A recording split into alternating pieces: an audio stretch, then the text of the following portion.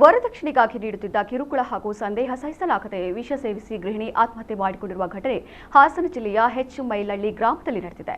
ಬೇಲೂರು ತಾಲೂಕಿನ ಹುಣಸೆಕೆರೆ ಗ್ರಾಮದ 24 ವರ್ಷದ ಎಲ್ ಇಂದ್ರ ಮೃತ ಗೃಹಿಣಿ. ಕಳೆದ 4 ವರ್ಷಗಳ ಹಿಂದೆ ಮೈಲಳ್ಳಿ ಗ್ರಾಮದ ಸ್ವಾಮಿ ಜೊತೆ ವಿವಾಹವಾಗಿದ್ದರು ಎಂದು ತಿಳಿದುಬಂದಿದೆ. ಮದುವೆ ವೇಳೆ ವರದಕ್ಷಿಣೆ ರೂಪದಲ್ಲಿ 60 ಗ್ರಾಂ ಚಿನ್ನ ಹಾಗೂ 1.30 ಲಕ್ಷ ರೂಪಾಯಿ ಹಣವನ್ನು ಎಲ್ ಇಂದ್ರ ಪೋಷಕರು ನೀಡಿದ್ದರು. ಪತಿ ಸ್ವಾಮಿ ಬೇಕರಿ ನಡೆಸ್ತಾ ಇದ್ದ. ವ್ಯವಹಾರದಲ್ಲಿ ನಷ್ಟ ಅನುಭವಿಸಿದ ಬಳಿಕ ಗ್ರಾಮಕ್ಕೆ ಬಂದು ನೆಲೆಸಿದ್ದ. ಆಗಿನಿಂದ ವರದಕ್ಷಿಣೆ ಹಣ ತರುವಂತೆ ಹೆಂಡತಿಗೆ ಪೀಡಿಸುವುದರ ಜೊತೆಗೆ ಸಂದೇಹ ಪಡ್ತಿದ್ದ ಅಂತೆ. ಇನ್ನು ಮದುವೆಯಾಗಿ 4 ವರ್ಷಗಳಾದರೂ ದಂಪತಿಗೆ ಮಕ್ಕಳಿರಲಿಲ್ಲ. ಒಂದೆರಡು ಬಾರಿ ರಾಜ್ಯ ಪಂಚಾಯಿತಿ ಕೂಡ ಮಾಡಿದರು. ದಂಪತಿ ಮಧ್ಯೆ ಜಗಳವಾಗಿತ್ತು. ಅತಿರೇಕಕ್ಕೆ ಹೋಗಿ ಪತ್ನಿ ವಿಷ ಸೇವಿಸಿದ್ದಳು. ಬಳಿಕ ಹಾಸನದ ಹಿಮ್ಸ್ ಆಸ್ಪತ್ರೆಗೆ ದಾಖಲಿಸಿದರೂ ಕೂಡ ಚಿಕಿತ್ಸೆ ಫಲಕಾರಿಯಾಗದೆ ಸಾವನ್ನಪ್ಪಿದ್ದಾಳೆ. ಸದ್ಯ ಪೊಲೀಸ್ ಠಾಣೆಯಲ್ಲಿ ಇಂದ್ರಾ ಪೋಷಕರು ಪತಿ ಸ್ವಾಮಿ, ಅತ್ತೆ ಶಂಕ್ರಮ್ಮ, ಅತ್ತಿಗೆ ಪುಟ್ಟಿ ವಿರುದ್ಧ ದೂರು ದಾಖಲಿಸಿದ್ದು ಎಫ್ಐಆರ್ ದಾಖಲಾಗಿದೆ.